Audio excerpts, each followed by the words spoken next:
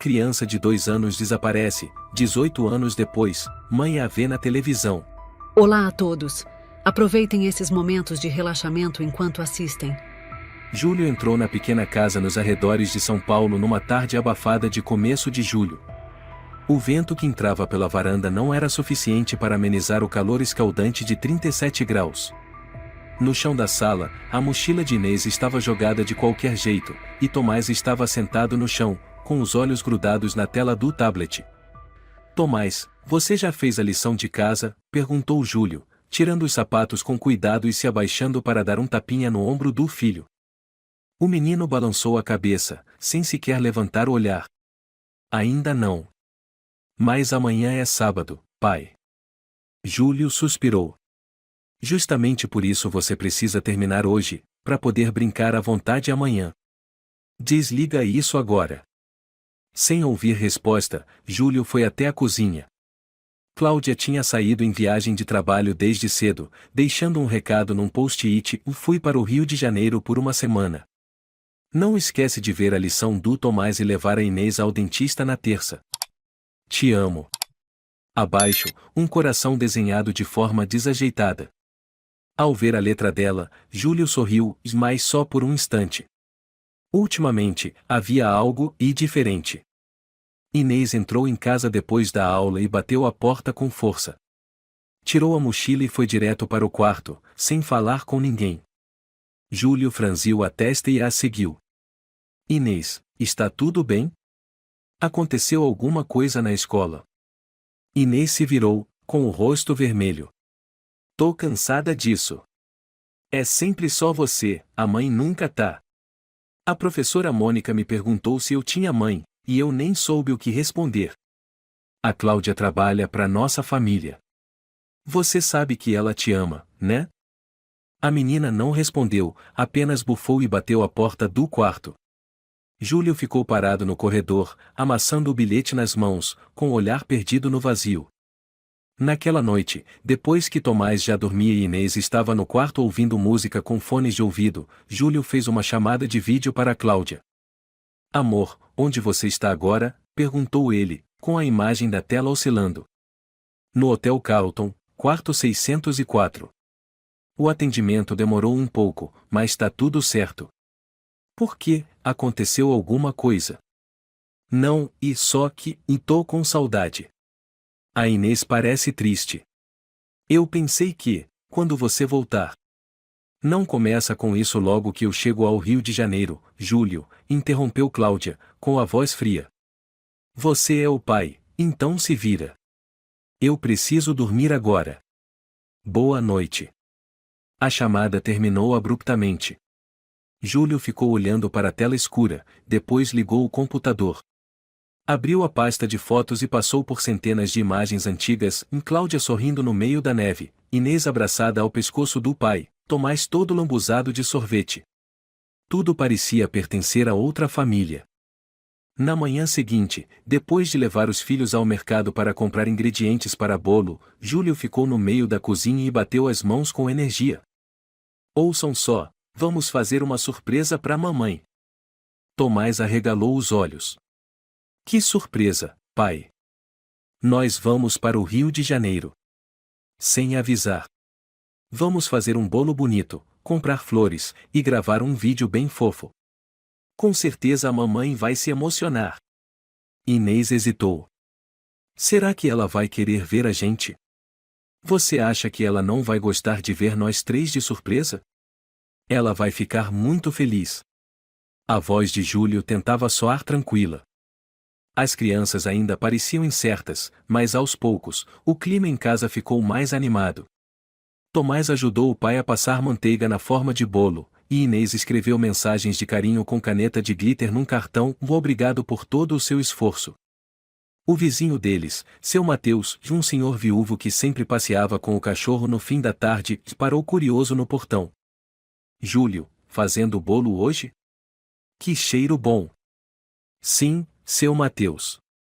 Minha esposa foi a trabalho para o Rio de Janeiro. Nós três queremos fazer uma surpresa. O velhinho riu. Antigamente eu fazia isso com a Marisa. Ela se emocionava até chorar. Mas olha, não crie expectativa demais com surpresas. Às vezes a pessoa já não quer mais ser surpreendida. Júlio parou por um segundo, mas forçou um sorriso. Eu acredito que a Cláudia vai gostar. À tarde, os três entraram no carro. O velho Peugeot de Júlio cortava velozmente a estrada.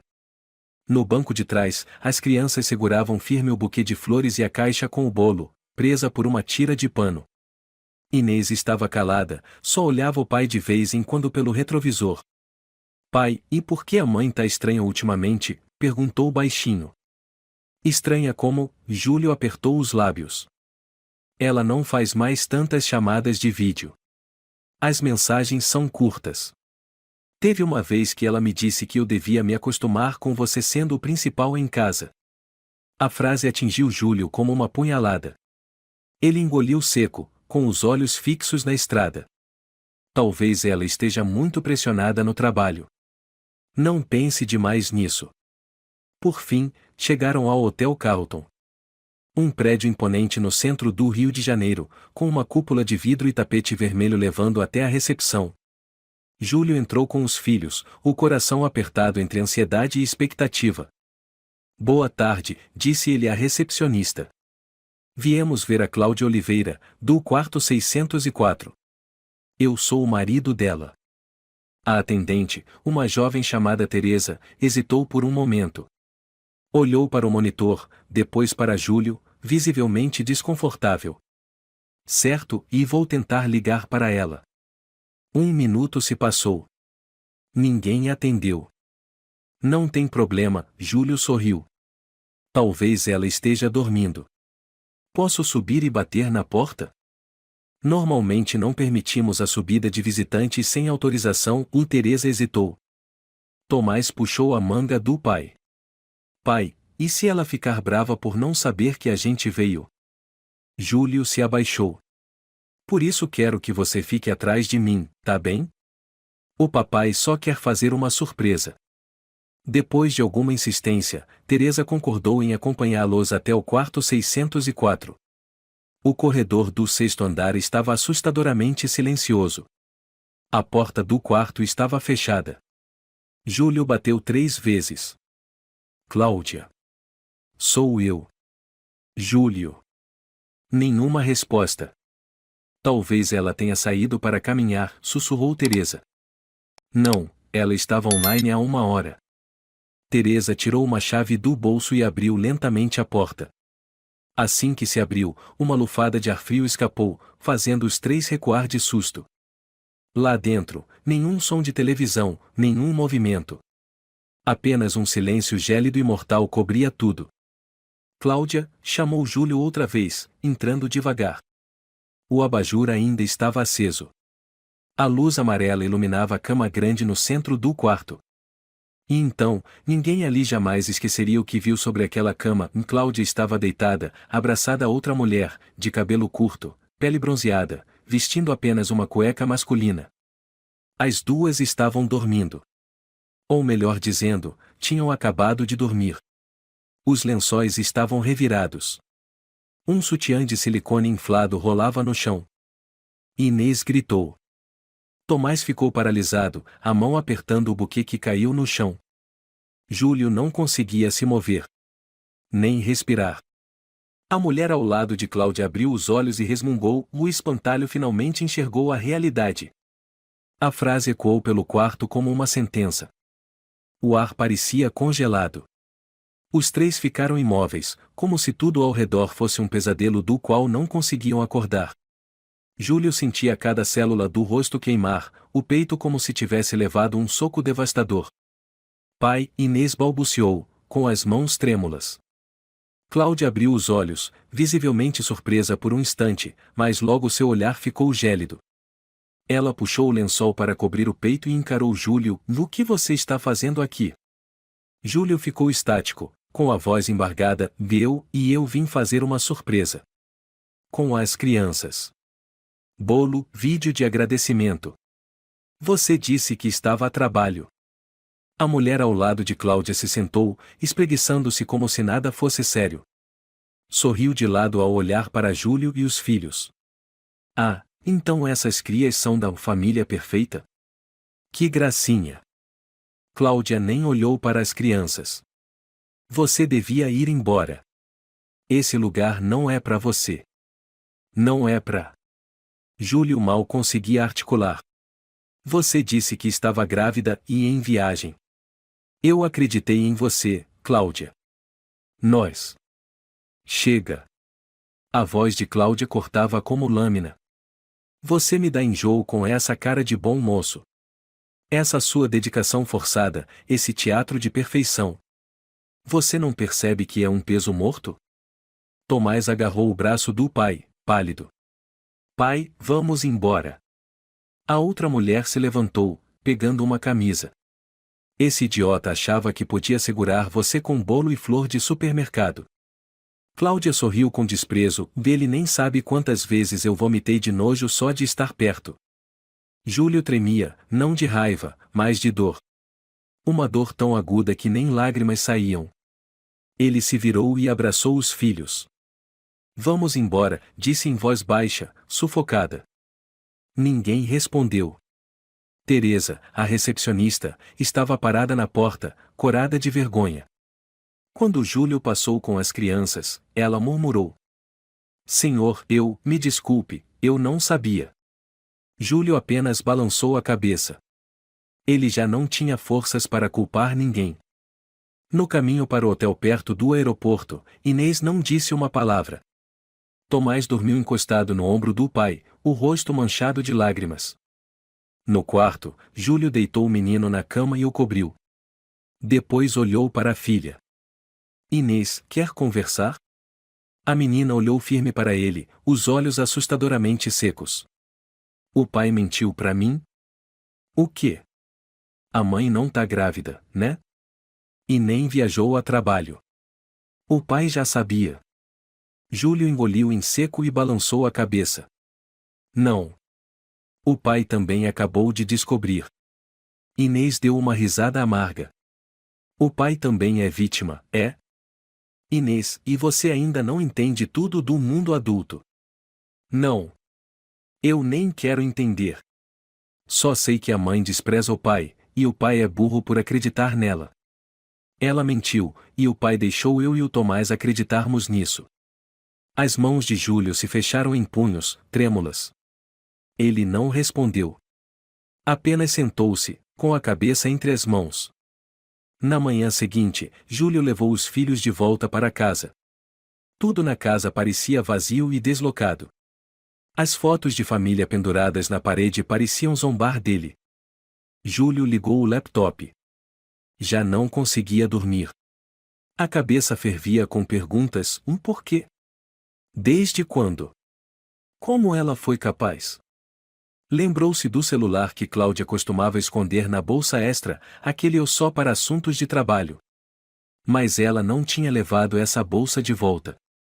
Todos os dados talvez estivessem nos e-mails. Júlio acessou o navegador e digitou o endereço de e-mail pessoal de Cláudia em claudia.montalban78@gmail.com. Senha? Ele tentou, uma por uma. Nome da filha errado. Data do casamento errado. Lúcia o certo. A tela se acendeu. Centenas de e-mails apareceram, organizados cuidadosamente em marcadores, trabalho, banco, contas, Lúcia. Ele clicou na última pasta. As linhas de assunto dos e-mails batiam em seu rosto como chicotadas. Meu amor, ontem à noite ainda desejei que ele morresse. Usei a barriga falsa hoje. Ele acreditou como um idiota. Assim que o seguro estiver pronto, a gente foge de vez. Júlio ficou paralisado. Ele abriu cada e-mail.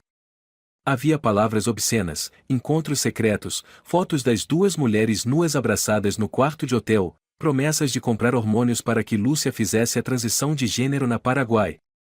Um dos e-mails dizia com todas as letras: se aquele idiota morrer num acidente, os 4 milhões de reais são meus. Ninguém vai suspeitar. Já fingi estar grávida e o seguro de vida está assinado. A cabeça de Júlio girava. Ele correu até o banheiro, vomitou até secar a garganta. Um suor frio escorria, como se tivesse sido jogado numa câmara frigorífica. Quando voltou, Inês estava parada atrás dele. A menina viu a tela. Pai, a mamãe queria te matar? Júlio apressado desligou a tela. Não. Não é isso, você não devia ver isso. A mamãe disse que amava você. Isso é amar, Inês gritou e correu para o quarto, batendo a porta. Naquela tarde, Júlio foi até onde seu Mateus passeava com o cachorro. O velho levantou o olhar. Júlio, tudo bem com você? Ele não respondeu. Apenas perguntou. Seu Mateus, o senhor já foi traído? O idoso ficou em silêncio por um momento. Sim. Uma vez. Ela me largou para ficar com meu melhor amigo. Mas pelo menos eles não tentaram me matar. Júlio soltou uma risada seca, rouca, quase sinistra. Eu acabei de ler o plano de me matar, disse ele. Seu Mateus franziu a testa. Como assim? Minha esposa fingiu estar grávida. Me fez assinar um seguro. Planejava me matar com a amante e fugir para Paraguai. O velho ficou imóvel. Meu Deus! Você precisa de ajuda? Polícia? Um advogado? Júlio suspirou. Não sei. Me sinto um idiota. Confiei, amei, me esforcei e no fim, o que eu sou? Um engenheiro corno que quase foi assassinado. Seu Mateus pôs a mão no ombro dele. Homem forte não é quem não sente dor. É quem levanta depois de sentir até os ossos doerem. Naquela noite, Júlio revirava-se na cama.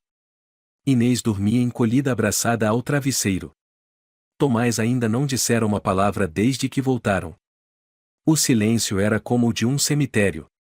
Júlio ligou o computador e começou a extrair todas as provas. Áudios antigos, transferências bancárias, histórico de navegação. Salvou tudo em um HD externo e criptografou cuidadosamente.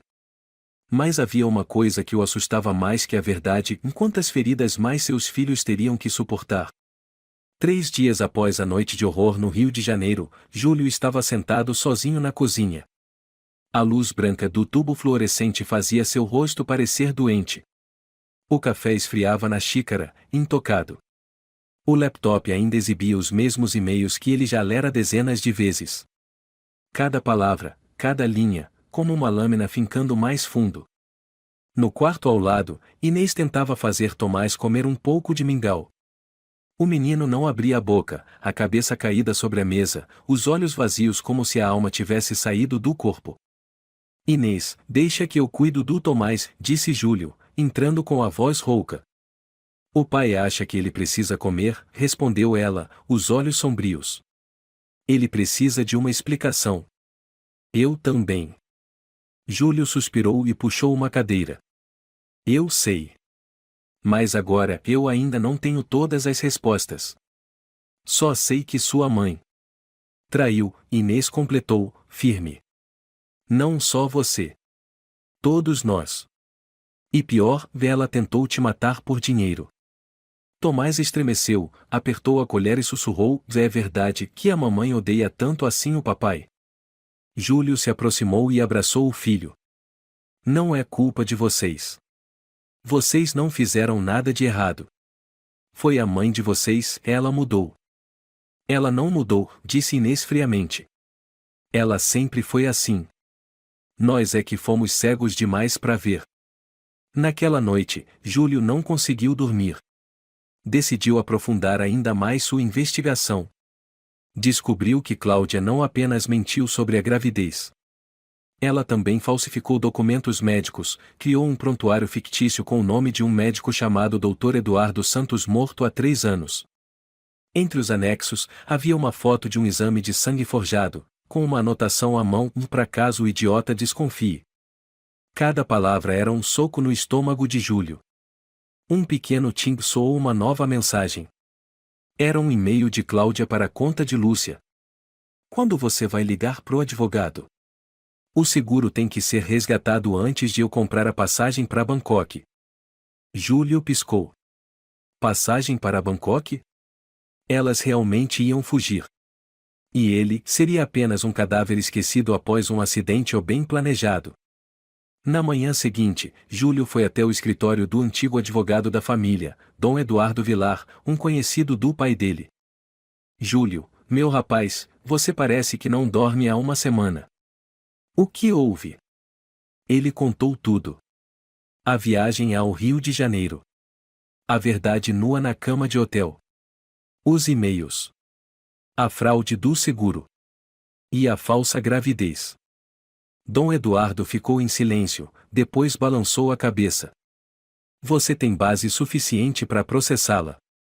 Mas as provas precisam ser armazenadas com segurança. E principalmente, ela não pode perceber que você está se preparando. Tenho medo que a Cláudia faça algo com as crianças, sussurrou Júlio. Temos que agir imediatamente, ele reforçou. Ela mostra indícios de estar prestes a cometer um crime grave. E se ela ainda não formalizou a adoção das crianças? Exatamente. Júlio se levantou num salto. Foi isso que descobri hoje de manhã.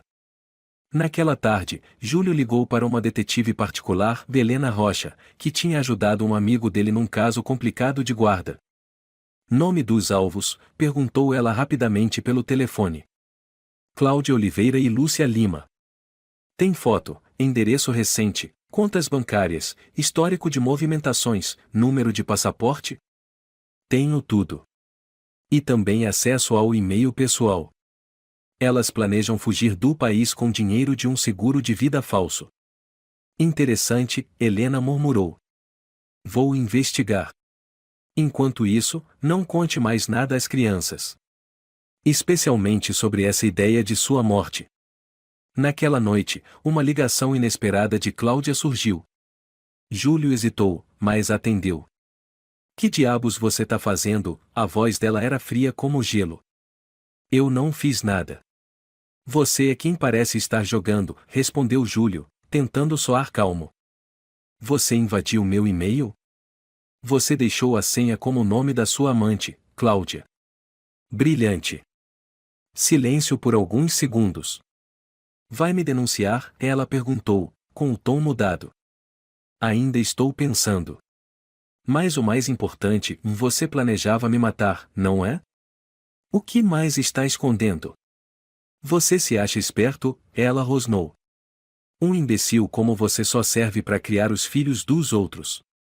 Você acha que Inês e Tomás são sua família? O que eles são para você? Júlio apertou o telefone com força. Eles são meus filhos. Mesmo que eu não os tenha gerado, eu os amo com todo o meu coração. E você nunca amou ninguém além de si mesma.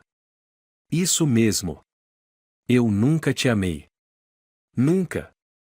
Você acha que eu ia ser feliz para sempre com um engenheiro medíocre, salário ridículo, quando eu posso ir muito além disso? Ir embora com uma mulher que usa cueca masculina e me chama de o espantalho? Você está se rebaixando sozinha, Cláudia. Espera só, sussurrou Cláudia, com a voz carregada de ameaça. Você não vai ficar sentado com essas informações por muito tempo. A ligação foi encerrada. Júlio puxou o cabo do carregador, retirou o HD com as provas e o guardou na gaveta trancada. Dentro dele, já não havia dúvidas e a guerra havia começado. Na manhã seguinte, Tomás perguntou.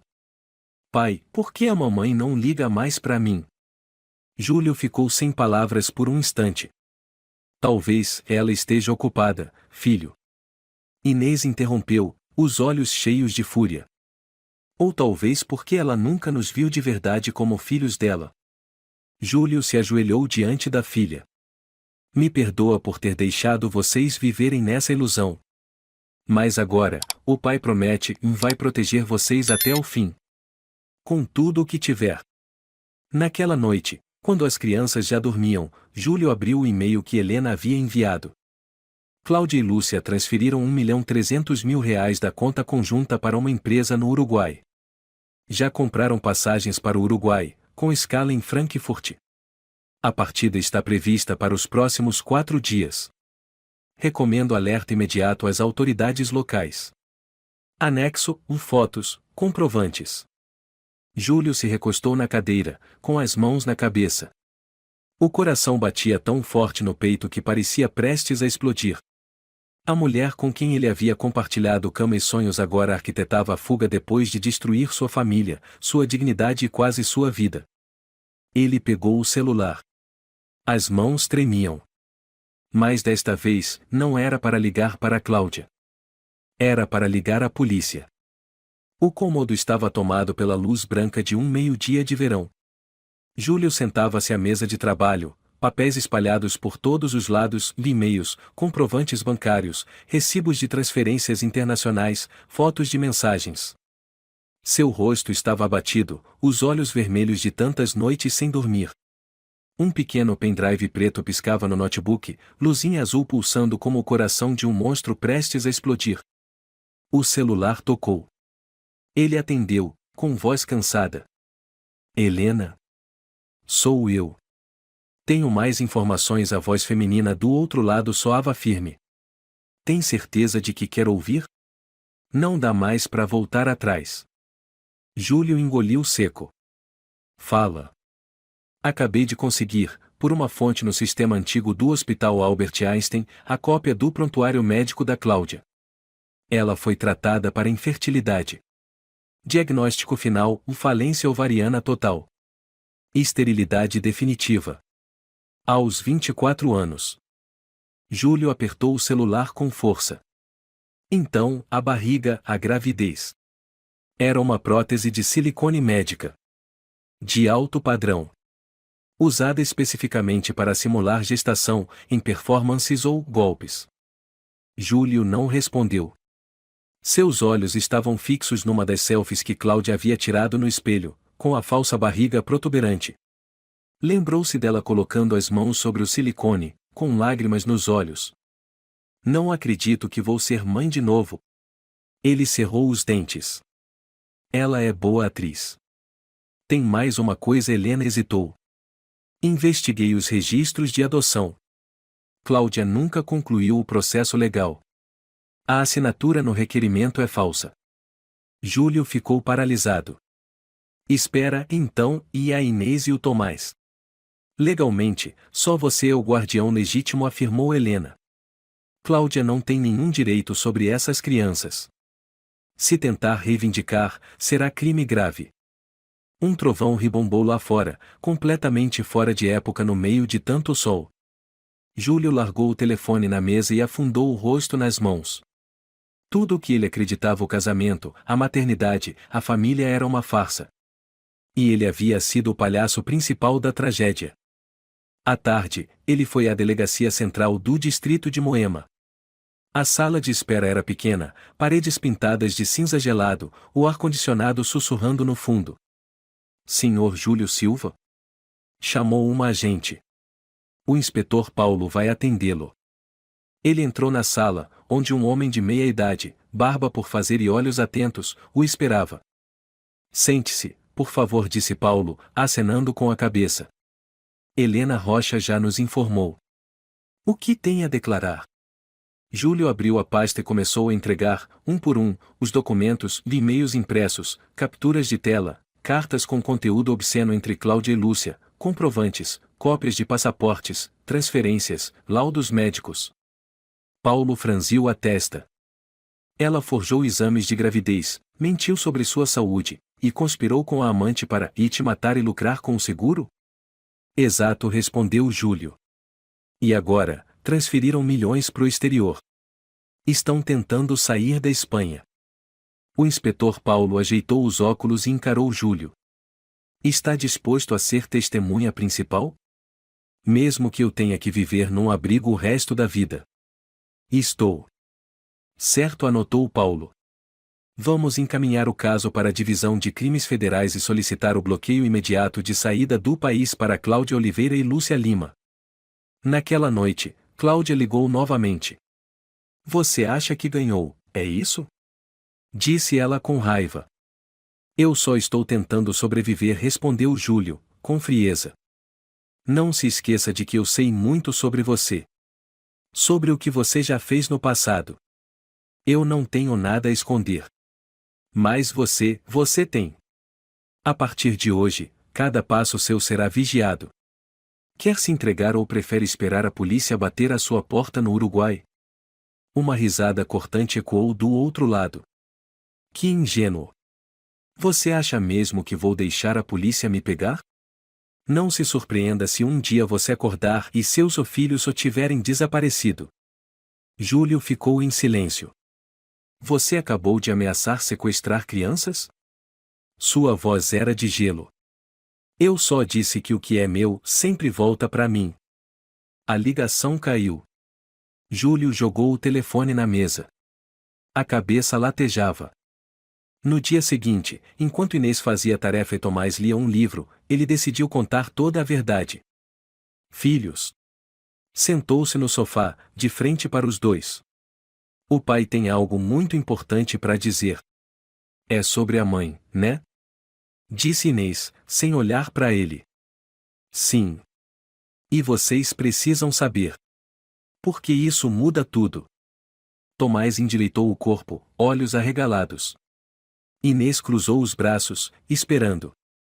Vocês não são filhos biológicos meus e da mamãe. Júlio começou. Mas nós adotamos vocês ainda pequenos. E isso nunca fez diferença para mim. Eu amo vocês como se fossem meu sangue. Inês o encarou. Então, a mãe também é mãe adotiva? Sim. Mas ela nunca legalizou a adoção. Legalmente, só o pai tem a guarda. Tomás murmurou. Então, a mamãe nunca nos amou. Júlio apertou a mão do menino. Não é tão simples. Mas a mamãe tem muitos problemas. Me desculpem por não ter percebido isso antes. Inês começou a chorar. Então tudo foi uma mentira. Essa família era uma encenação? Não. Júlio os abraçou. Família são pessoas que se amam de verdade. E meu amor por vocês nunca foi fingimento.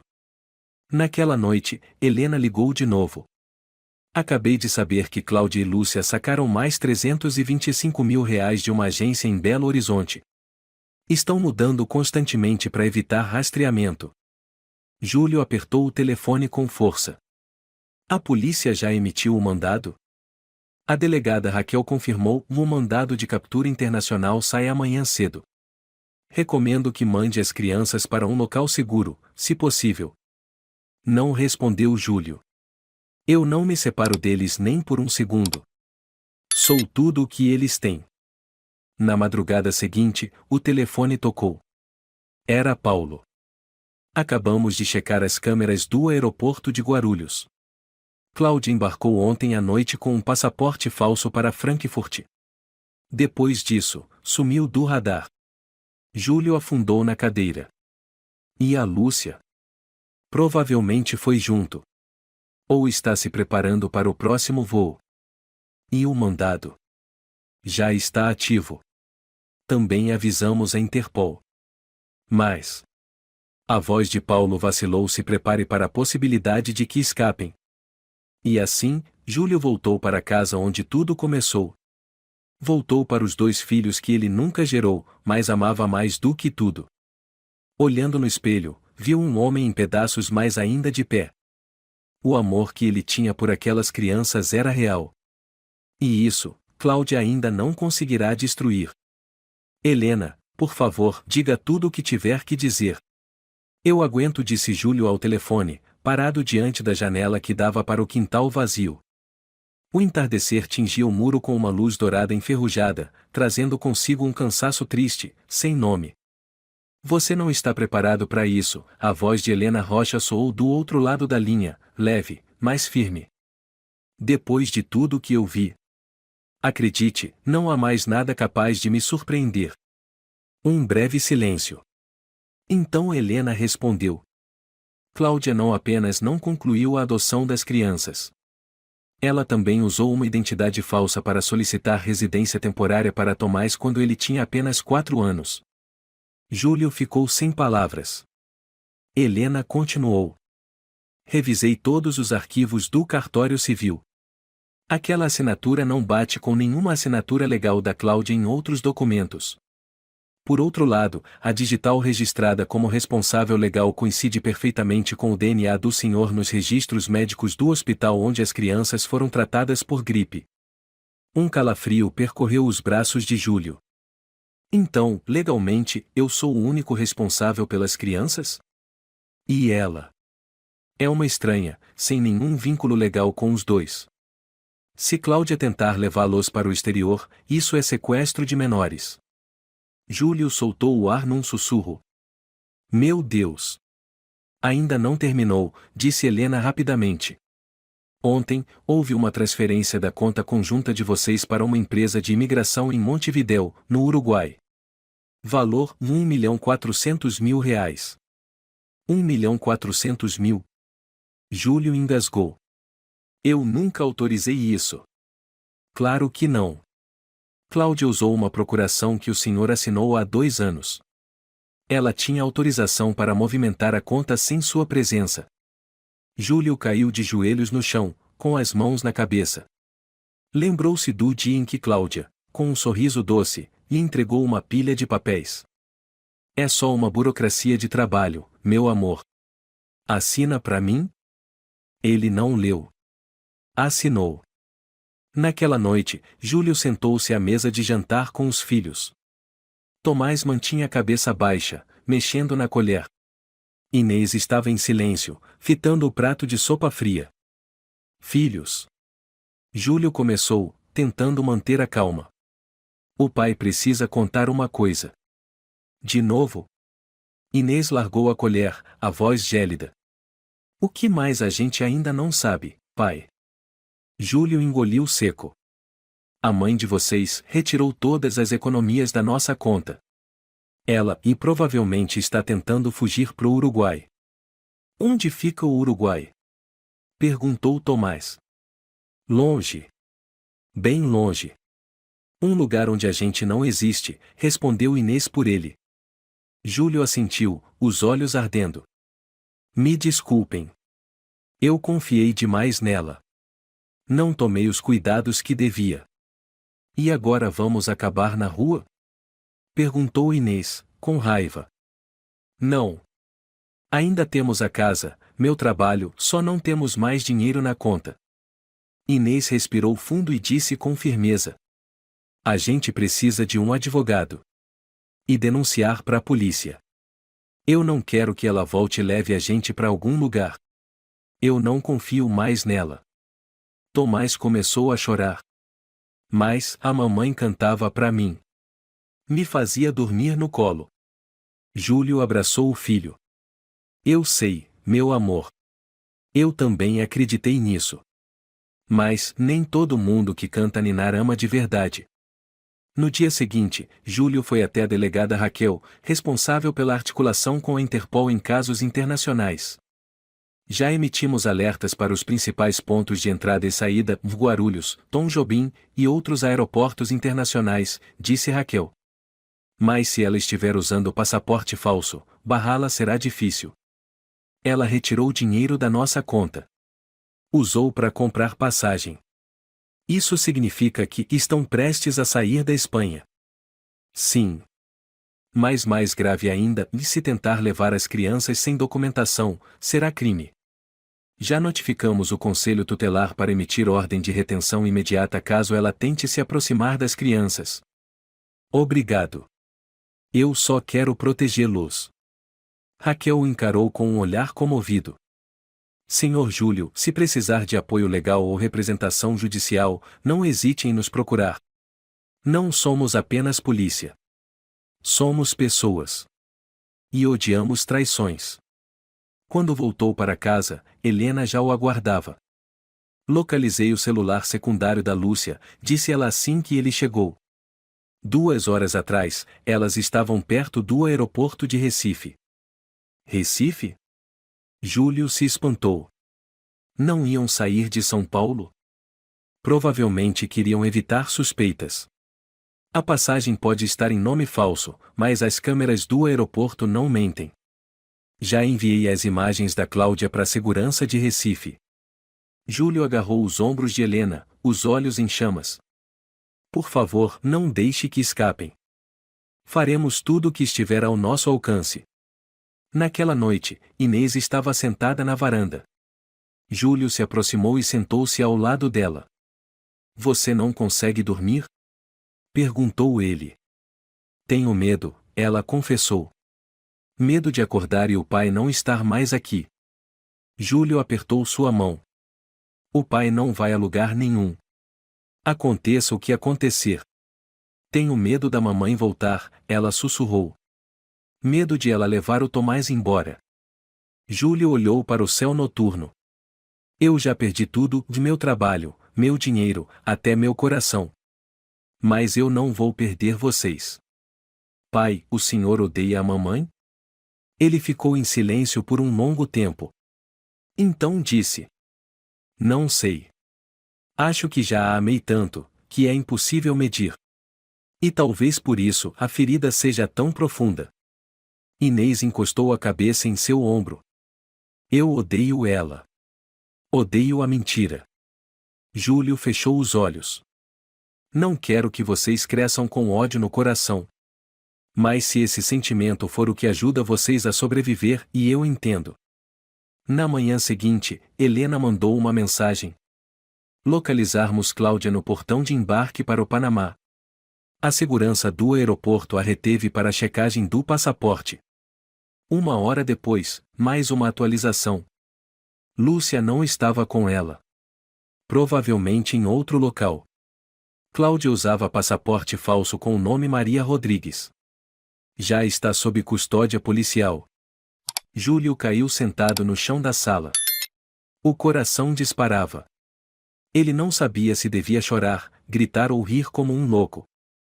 Mas então, a última mensagem destruiu mais uma camada do que restava. Lúcia embarcou com sucesso de Salvador para Montevidéu, há 12 horas. Levava uma mala. Conteúdo desconhecido. As câmeras não identificaram crianças com ela. Júlio levantou a cabeça, ofegante. Uma pergunta martelava em sua mente. Se ela voltar, eu vou conseguir manter meus filhos comigo? A sala de reuniões do escritório de advocacia ficava no 3º andar de um prédio antigo nos jardins.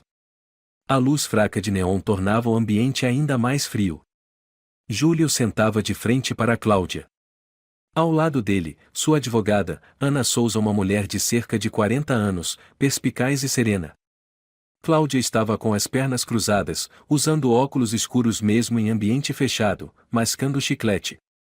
Ao seu lado, seu advogado particular, Carlos Oliveira, um sujeito careca, com cara de quem saiu de um escritório de relações públicas sujo. Estamos aqui para negociar a guarda das crianças, iniciou Ana. Mas antes de discutirmos isso, meu cliente quer esclarecer alguns fatos legais. Cláudia soltou uma risada baixa. Fatos? Ele vai querer me dar lição de moral depois de ter destruído a minha vida? Júlio levantou a cabeça, os olhos fixos na ex-esposa. Eu destruí o que é aqui? Eu fui enganado, traído, fiquei sem um centavo, ameaçado de morte. E você ainda tem a cara de pau de falar isso? Você sempre é a vítima. Cláudia elevou o tom.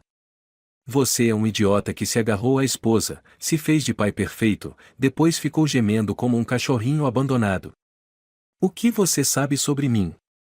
Júlio lutou para conter a raiva. Eu sei que você jurou me amar. Eu sei que me beijou quando eu entrei com o pedido de adoção. Eu sei que fingiu estar grávida, colocava um colete de silicone toda manhã e depois ia para a cama com a Lúcia. Carlos pigarreou. Não estamos aqui para ofender minha cliente.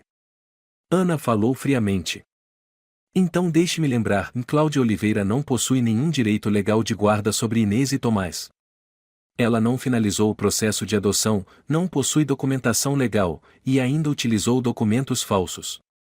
Cláudia soltou uma gargalhada. E daí? Eu criei eles, eduquei, comprei brinquedos. Tenho tanto direito quanto qualquer um. Não respondeu Ana com firmeza. Você é uma estranha legalmente. Não tem direito de exigir nada. Cláudia tamborilou os dedos na mesa. Você acha que preciso de um tribunal para ganhar, Júlio? Basta eu ir até a escola, chamar o Tomás para fora da sala e sumir. Acabou de se autoincriminar por sequestro, Ana disse com frieza. Isso vai constar em ata. Carlos franziu a testa. Precisamos manter a calma. Não. Cláudia bateu na mesa. Eu não vou deixar esse engenheiro fracassado vencer. Não perdi toda a minha juventude por um cara de salário miserável para ser descartada como lixo. Júlio se levantou, a voz embargada. Você perdeu o quê? Você teve a chance de viver numa família de verdade, foi amada por 2 crianças, teve um marido que te amava. E jogou tudo fora para correr atrás de alguém que nunca te amou, só amava o dinheiro. Cláudia o encarou. Você acha que a Lúcia não me amava? Pelo menos ela não me via como uma incubadora. E você? Sempre essa ladainha de família, filhos, responsabilidade. Que saco! Você dizia que amava o Tomás mais do que tudo. Agora chama ele de um moleque sem importância. Já pensou se ele escuta isso? Eles são adotados. Cláudia deu de ombros. Nenhum laço de sangue. Eu achei que era generosa o suficiente, mas foi só ilusão. Júlio ergueu a mão para impedir seu advogado. Chega. Eu não preciso discutir mais. Só quero deixar claro que eu nunca mais vou deixar você tocar nas crianças. Seja com advogado ou com força bruta, eu vou estar na frente delas. Cláudia sorriu com desprezo. Vamos ver. Quando eles crescerem, vão saber que eu fui forte, e você, um covarde que usou os filhos como escudo porque não conseguiu manter a esposa. Após a reunião, Júlio levou Inês para tomar sorvete. Sentaram num banco de pedra no Parque Ibirapuera. A menina não tocou na colher. Olhava ao longe. Eu vi sua mãe hoje, disse Júlio. Ela não mudou. Eu imaginei, respondeu Inês, em voz baixa. Quer vê-la? Inês balançou a cabeça, o olhar frio. O que ela disse para você? Que nunca amou ninguém. Que vê todos nós como um peso. E o senhor ainda ama ela? Júlio ficou em silêncio por um bom tempo. Não. Não é mais amor. Só restou uma tristeza que não sei onde guardar. Acho que a mãe nunca foi quem eu imaginava. Eu também acho. A menina se virou para ele, pela primeira vez em dias. Podemos recomeçar do zero? Esquecer tudo que veio antes. Até as memórias com ela? Júlio hesitou. Tem certeza? Inês assentiu. Se não, acho que vou enlouquecer. Na manhã seguinte, Júlio recebeu uma ligação de Ana. Júlio, acabei de receber uma informação da Cláudia e o advogado dela estão tentando entrar com um processo contra você. Querem acusá-lo de abuso psicológico e de manter as crianças em cárcere privado.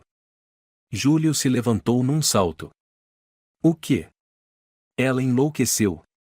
Fique calmo. Já preparei o dossiê de defesa. Mas você precisa estar pronto, essa não vai ser uma batalha rápida. Eles vão arrastar as crianças pro tribunal? Talvez. Mas farei o possível para protegê-las disso. Naquela noite, Júlio contou tudo para Tomás. O menino ouviu calado por um tempo, até perguntar. E se a mamãe ganhar, eu vou ser levado embora? Não, filho. Eu não vou deixar isso acontecer. Tomás sussurrou. Eu vi a mamãe no sonho. Ela dizia que me odiava. Isso é verdade? Júlio o abraçou forte. Você não merece ser odiado. Nunca. Então por que ela é assim? Porque tem gente que não sabe o que é amar. E quando não sabem amar, elas machucam todo mundo que tentou amá-las. Na manhã seguinte, o telefone tocou. Era Helena. Helena? Aconteceu alguma coisa? A Cláudia desapareceu de São Paulo. Alugou um carro, seguiu rumo a Belo Horizonte. Pode estar tentando sair do país. As crianças estão seguras. Mas preciso que você encontre ela. Eu vou encontrar, Júlio. Nem que ela esteja no deserto ou no meio de geleiras. O pequeno quarto onde Júlio passava os últimos 2 dias estava coberto de papéis, discos de armazenamento e fitas de áudio. O abajur queimado mal iluminava. Seus olhos estavam vermelhos de cansaço. Mas ele não podia parar. Não enquanto a verdade não fosse levada à justiça. Pai! A voz de Tomás soou na porta. O senhor não vai tomar café? Júlio olhou para o filho, forçou um sorriso. Vou terminar umas coisas. Vai comer com sua irmã. Inês apareceu logo depois, com um copo de leite. Pai, não se force demais. O senhor vai acabar doente de verdade. Eu preciso concluir esse dossiê. Senão, sua mãe vai voltar e tentar tirar vocês de mim. Inês olhou para os documentos na mesa, suspirou. Se existir justiça de verdade, a mãe devia estar presa. É isso que o pai está tentando fazer. Naquela tarde, na delegacia central, Júlio entregou todas as provas ao inspetor Paulo. O homem de meia-idade, de óculos, folheava os documentos como quem lia um romance policial macabro. O e-mail mostra claramente a intenção de matar. Tem planejamento, datas, método, beneficiário do seguro. Até a cópia do comprovante de pagamento à empresa de transição de gênero da Lúcia na Paraguai, disse Paulo, batendo o dedo na mesa.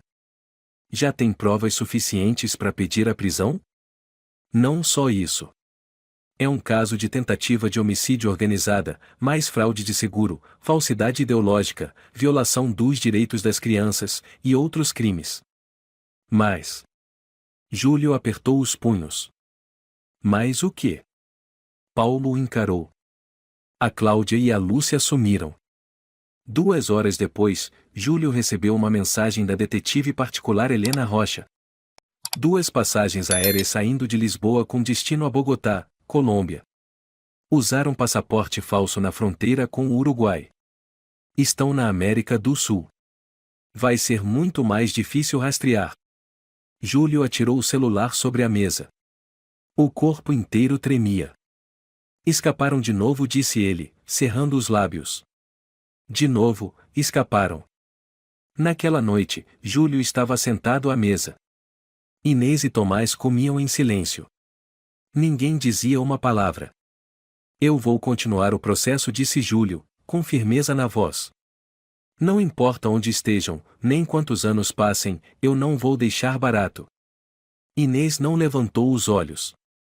Eu não preciso que ela seja presa. Só quero que nunca mais volte. Tomás murmurou. E se ela voltar, será que vai querer me levar? Ninguém vai te levar para lugar nenhum, Tomás, respondeu Júlio. Eu prometo. Inês largou a colher, inclinou-se em direção ao pai. Pai, o senhor vai contar a verdade para todo mundo? Sobre a mãe, sobre o que ela fez. Júlio ficou calado por um longo tempo. Depois assentiu. Vou. Não por vingança. Mas por justiça. Na manhã seguinte, Júlio encontrou a advogada Ana Souza no escritório. Entrei em contato com o Ministério da Justiça, disse ela, entregando um maço de papéis. Um mandado de prisão internacional foi emitido. Já está sendo encaminhado pela Interpol. E a proteção das crianças? A vara da família vai cuidar disso. Com essas provas, você não só garante a guarda exclusiva, como também a proteção contra qualquer tentativa de aproximação da Cláudia. Júlio assentiu. Obrigado, Ana. De verdade. Ela sorriu de leve. Só estou fazendo meu trabalho. Mas, Júlio. Ela o encarou por um instante. Você também precisa pensar em se curar. Ninguém consegue enfrentar o mundo inteiro sem descansar um pouco. Não é que eu não queira descansar. É que tenho medo de que, se eu parar, tudo desmorone de vez. Uma semana depois, João, ex-colega de trabalho de Júlio, apareceu. Tá tudo bem, meu velho? João perguntou, olhando ao redor da casa silenciosa. Tudo, respondeu Júlio secamente. João colocou a mão no ombro dele. Eu soube de tudo. Não deve estar sendo fácil.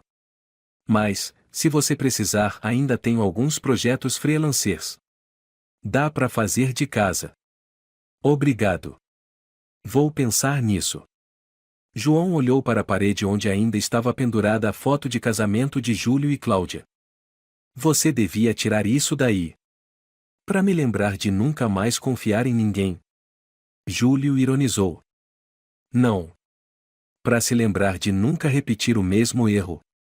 Naquela noite, Inês puxou uma cadeira e sentou-se ao lado do pai, depois que Tomás já estava dormindo. Pai, sabe de uma coisa? Ela sussurrou. Tenho um sonho que eu vivo tendo. Que sonho? Eu vejo a mãe voltando. Mas não para pedir desculpas. Ela volta para rir da nossa cara. Depois pega o Tomás no colo e vai embora. E eu fico trancada num quarto sem porta. Júlio abraçou a filha. É só um sonho. Na vida real, ninguém vai te levar embora. Mas esse sonho parece mais real que qualquer lembrança que eu tenho da mamãe. No fim de semana, Ana ligou novamente. A voz dela estava mais grave. Júlio, preciso ser honesta. Como a Cláudia saiu do país com documentos falsos, a extradição da Colômbia é bem difícil. Podemos mandar os autos, mas eles só vão priorizar se houver crime internacional ou um processo de cooperação entre os países. Então ela escapou de novo? Não escapou. Só ainda não foi presa. Mas eu fui deixado para trás. Com 2 crianças despedaçadas. Com uma casa vazia. Com uma vida que não sobrou nada. Não é verdade, disse Ana. Você ainda tem o amor dessas 2 crianças. Ainda tem a verdade. Ainda tem sua dignidade. E ainda tem a si mesmo. Júlio não respondeu. Antes de dormir, Júlio ligou o computador. Escreveu um e-mail. Para Cláudia. Se você está lendo isso, significa que sabe que eu não desisti. Entreguei os documentos, enviei toda a verdade para a justiça, para as autoridades, para todo lugar onde possam ajudar a proteger nossos filhos. Você pode fugir. Mas não pode apagar seus crimes. Inês já sabe de tudo. Ela não te chama mais de mãe. Tomás ainda pergunta por você, mas eu já não sei mais o que dizer. Não escrevo isso para pedir desculpas ou perdão. Só para você saber, eu ainda estou aqui. Não caí. Não morri. E nunca vou deixar você nos destruir de novo. Júlio. Ele clicou em enviar. E desligou o computador. Lá fora, começava a chover. Mas dentro dele não havia mais nada para lavar. Não havia mais raiva. Só o vazio. 3 meses se passaram. A velha casa, antes marcada por gritos e a voz cortante de Cláudia, agora estava mergulhada em paz. Não havia mais berros, nem olhares de desprezo, nem palavras que deixavam Inês muda e faziam Tomás chorar durante a noite. Júlio estava sentado na poltrona perto da janela, lendo um e-mail que acabará de receber da advogada Ana Souza. A primeira frase fez seu coração disparar. Cláudia Oliveira foi presa no Aeroporto Internacional Eldorado, tentando fugir para o Peru com um passaporte falso em nome de Maria Rodrigues. Ela está detida e aguardando extradição. Ele não acreditava no que lia. Só na 4ª leitura realmente compreendeu. Pai. Tomás chamou da cozinha. Achei um brinquedo antigo que a mamãe me deu. Posso jogar fora? Júlio levantou o olhar. O menino segurava um dinossauro laranja de plástico. Um dos raros presentes que Cláudia havia comprado pessoalmente, mas também um símbolo de tantas noites de pesadelos. Não precisa jogar fora, filho, ele se aproximou. Se você não gosta mais, a gente pode guardar numa caixa. Não precisa destruir. Mas também não precisamos manter algo que machuca. Tomás assentiu e colocou o brinquedo com cuidado dentro de uma caixa de papelão. Não disse mais nada, mas Júlio sabia, e aquele gesto era um grande passo. Naquela tarde, Júlio levou os 2 filhos ao consultório da doutora Fernandes, terapeuta infantil. Uma mulher de cabelos grisalhos e olhar acolhedor. O Tomás começou a falar mais em casa. Júlio contou. E a Inês, ela ainda não perdoou de verdade, mas está começando a se abrir. Doutora Fernandes assentiu. Você está indo muito bem. Nem todo mundo tem paciência para acompanhar crianças tão machucadas. Talvez, porque eu também estou machucado como elas. Júlio sorriu discretamente. Lauro olhou por um instante, depois disse. Sabe qual é a diferença entre alguém que sofre e alguém que está destruído, Júlio? Não. A pessoa que sofre ainda acorda cedo para levar o filho na escola. Ainda prepara leite à noite. Ainda espera na sala de espera da terapia. Quem está destruído não faz mais nada disso. Júlio sorriu de leve. Então acho que ainda não me destruí por completo. 3 semanas depois, a notícia virou manchete. Diretora de marketing Cláudia Oliveira é presa por fraude em seguro, falsificação de gravidez, tentativa de homicídio e uso de identidade falsa. O caso tomou conta dos portais de notícia. O e-mail de Júlio ficou lotado de mensagens da imprensa, programas de TV e conhecidos ou interessados em saber mais. Um dia, o telefone tocou. Era Paulo, o inspetor que o ajudara no início. Júlio. Boas notícias. O Tribunal de Bogotá autorizou a extradição da Cláudia para São Paulo. Ela será julgada na Espanha. Júlio respirou aliviado. E a Lúcia? Ainda não conseguimos localizar. Mas tudo indica que ela está escondida na comunidade trans em Medellín. Por enquanto, não temos pistas mais concretas. Mas fique tranquilo, todas as agências têm o dossiê completo. Obrigado, Paulo. Você não imagina o quanto isso significa para mim. Talvez eu imagine, disse Paulo, com um leve riso. Eu também sou pai. Eu entendo. Dias depois, Júlio foi buscar Inês na escola. A menina entrou no carro de cara fechada. O que houve? Ele perguntou. Uma garota da minha sala disse que eu sou filha de assassina. Júlio apertou o volante. Quem foi?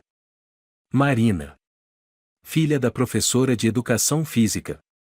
Ela ouviu os pais falando disso no jantar e repetiu. E você respondeu o quê? Eu disse, pelo menos meu pai não fugiu como minha mãe. Júlio sentiu um misto de tristeza e orgulho. Filha, você não precisa reagir com tanta raiva, sabia? Às vezes, o silêncio é a melhor resposta. Inês se virou para ele. Eu não vou mais ficar calada. Fiquei calada por tempo demais, e a mamãe se aproveitou disso.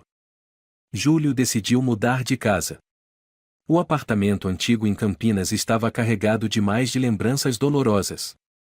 Encontrou um novo, menor, mais perto da escola das crianças, ao lado de um parque com lago, onde Tomás podia brincar de barquinho de papel e Inês ler debaixo das árvores.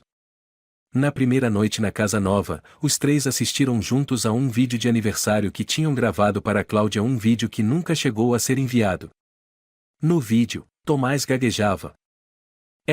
Feliz aniversário, mamãe. Inês caiu na risada. Olha só como você era bobo. Tomás corou. Naquela época eu ainda achava que a mamãe gostava de mim. Inês se inclinou e o abraçou. Você era bobo mesmo. Mas um bobo fofo. Júlio, em silêncio, desviou a câmera. Na tela, a imagem dos 3 sorrindo ainda guardava um pouco de luz, a primeira depois de tanto tempo no escuro. Na manhã seguinte, chegou a decisão oficial do Tribunal de São Paulo. Júlio Silva recebe a guarda única e definitiva de Inês Silva e Tomás Silva. Cláudia Oliveira está proibida de manter qualquer tipo de contato, direto ou indireto. A advogada Ana ligou. Júlio, você venceu oficialmente. Não fui eu quem venceu, respondeu ele. Foi a justiça. Eu só quero viver em paz. Naquela noite, Tomás bateu de leve na porta do quarto do pai. Não consigo dormir, sussurrou. Vem cá, Júlio bateu a mão na cama. Por que não consegue dormir? Pai, se a mamãe não for mais a mamãe, eu ainda sou seu filho? Júlio abraçou Tomás com força, a emoção lhe apertando a garganta. Você é meu filho. Não por causa de um papel, mas por causa do amor que eu tenho por você todos os dias. Amor de verdade não precisa de sangue. Tomás se aninhou no peito dele. Então, eu também amo o pai de verdade. Mesmo sem ter o mesmo sangue. Na manhã seguinte, Inês entrou na cozinha e viu o pai fritando ovos. Desde quando o senhor sabe fritar ovos? Ela provocou. Eu aprendi. Aprendi a fazer de tudo. Ser pai. Ser mãe. Até cozinheiro. Inês pegou um prato em silêncio. Depois disse, bem baixinho. Pai, eu sei que a mamãe não é mais a mamãe. Mas o senhor ainda é o pai. E, eu te amo. Júlio ficou imóvel. Largou a frigideira, virou-se e a abraçou apertado. Obrigado, filha, obrigado por ainda me chamar de pai. Os três se sentaram no sofá, enrolados numa coberta, assistindo a vídeos antigos. Júlio tinha transferido todos para um pendrive, aniversários, férias em Moema, o piquenique no lago, e até o vídeo em que Inês caiu da bicicleta pela primeira vez e se levantou rindo, como se nada tivesse acontecido. Eu lembro desse vestido, Inês disse, apontando para a tela, sorrindo. O vestido que eu queimei passando roupa, completou Júlio, rindo. Eu fiquei uma semana brava com o pai. Inês fez cara emburrada de brincadeira. Tomás se meteu. E eu desenhei um vestido novo para você com canetinha, e você ficou brava comigo também. Todo mundo ficou bravo e depois todo mundo tomou sorvete para fazer as pazes, disse Júlio, com a voz suave. A gente já foi feliz, né, pai? Inês perguntou de repente, sem desviar os olhos da tela. Júlio assentiu. Fomos. Mas agora estamos ainda mais felizes. Inês olhou para o pai, depois segurou a mão de Tomás. Ainda temos uns aos outros. E ainda temos sorvete, Tomás acrescentou, fazendo os três rirem. Naquela noite, quando Júlio fechava o laptop e se preparava para apagar a luz, Inês entrou no quarto, carregando uma caixinha. Tenho uma coisa para te entregar, ela disse. Júlio se surpreendeu. O que é? Ela colocou a caixa na cama. Dentro, havia papéis dobrados e cartas escritas à mão. Eu escrevia quando estava com raiva ou triste. Nunca mostrei para ninguém. Mas agora acho que o pai deveria ler. Júlio se sentou e pegou a primeira. O dia em que a mãe gritou com o Tomás na frente dos amigos dele, e eu não fiz nada. Eu fui covarde. Abriu a segunda. O dia em que descobri que não sou filha biológica da mãe. Senti alívio. Porque, se fosse, teria medo de me tornar como ela. Júlio parou, olhou para Inês. Você suportou demais. Ela assentiu. Mas agora não escrevo mais cartas de raiva. Porque já não sinto mais raiva. Agora eu sei o que é amor de verdade. Na manhã seguinte, Júlio decidiu levar os filhos ao cemitério. Não para lembrar a morte, mas para enterrar parte do passado. Levou uma pequena caixa de madeira com a foto de casamento rasgada, a barriga falsa de Cláudia, e um caderno com anotações de chamadas mentirosas. O passado não vai mais nos definir, disse ele, olhando para os dois. Vamos começar daqui, completou Inês. Tomás perguntou, com a voz tremendo. Estamos desistindo da mamãe? Júlio ajoelhou-se e pousou a mão no ombro do filho. Não, filho. Não desistimos de ninguém. Só estamos aprendendo a seguir em frente sem deixar que o passado continue nos ferindo. Tomás assentiu. Entendi. Os três cavaram um pequeno buraco ao pé de uma árvore, colocaram a caixa e cobriram com terra. Ninguém chorou. Mas nos olhos deles havia brilho, o brilho da libertação. Algumas semanas depois, Júlio pediu demissão da construtora onde havia trabalhado por 15 anos.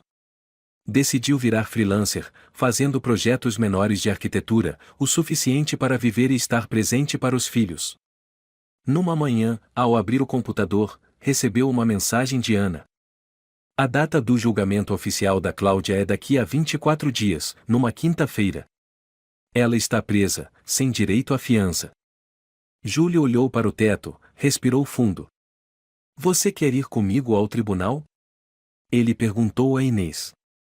A menina balançou a cabeça. Não. Não preciso ver ela para saber que ela perdeu. E você, Tomás? Não quero ver a mamãe usando roupa de presidiária, o menino sussurrou. Júlio sorriu com tristeza. Entendi. Então vou sozinho. No dia do julgamento, Júlio vestiu um terno escuro, com uma gravata azul escolhida por Inês. Sentou-se sozinho na sala do tribunal e viu Cláudia entrar algemada. Ela já não era a mulher bonita e fria de 3 meses antes, e estava com o cabelo desgrenhado, o rosto pálido, os olhos perdidos. O advogado de defesa tentou alegar que ela sofria de um transtorno de percepção da realidade. Mas todas as provas eram irrefutáveis. Quando lhe deram a palavra, Júlio não fez discurso. Apenas se levantou, olhou direto para Cláudia e disse: Você traiu a mim, traiu 2 crianças que acreditavam que você era mãe. Mas o pior não foi a mentira. Foi usar a confiança dos outros como ferramenta para ganhar vantagem. Você vai ter que viver com isso para sempre. Ao voltar para casa, encontrou Inês e Tomás desenhando na sala. Júlio entrou, tirou o paletó, largou a pasta, e sentou-se no chão. Tomás olhou para ele. O pai ganhou. Ninguém ganhou ou perdeu, filho, respondeu Júlio. Só a justiça foi feita. Inês puxou a mão do pai. E o amor ficou com a gente. Naquela noite, começou a chover. Júlio lia no sofá quando Inês se aproximou com uma moldura nas mãos. Olha, pai. Era uma foto dos 3, Júlio, Inês e Tomás sorrindo num piquenique no parque. Abaixo da imagem, uma frase escrita à mão. Família de verdade não precisa ter o mesmo sangue. Só precisa ter amor. Júlio olhou a foto e abraçou os 2. Se eu pudesse escolher de novo, ainda escolheria ser o pai de vocês. Mesmo sabendo o quanto tudo doeu. Tomás se encostou no braço dele. Somos uma família. Inês sussurrou. Eu te amo, pai. Não porque você me criou. Mas porque nunca me abandonou, nem quando eu já tinha perdido toda a esperança. Júlio fechou os olhos, deixando as lágrimas escorrerem. Naquele momento, ele compreendeu. Podem roubar quase tudo: dinheiro, casamento, dignidade. Mas o amor verdadeiro ninguém consegue tirar. Não é o sangue ou os sobrenomes que fazem uma família. É o amor, a paciência e a honestidade. Quem engana pode escapar por um tempo. Mas a justiça sempre chega, cedo ou tarde. Nenhuma traição, por mais profunda, consegue destruir um coração que ama de verdade. Nos dias mais escuros, se ainda existir amor como o de um pai por seus filhos, então a esperança pode renascer. Família de verdade é onde a gente nunca é deixado para trás. Se você gostou desta história, convidamos você a dar um like e se inscrever em nosso canal. Seu apoio nos motiva a continuar trazendo histórias comoventes quase todos os dias. Estamos muito agradecidos pelo seu apoio. Até breve.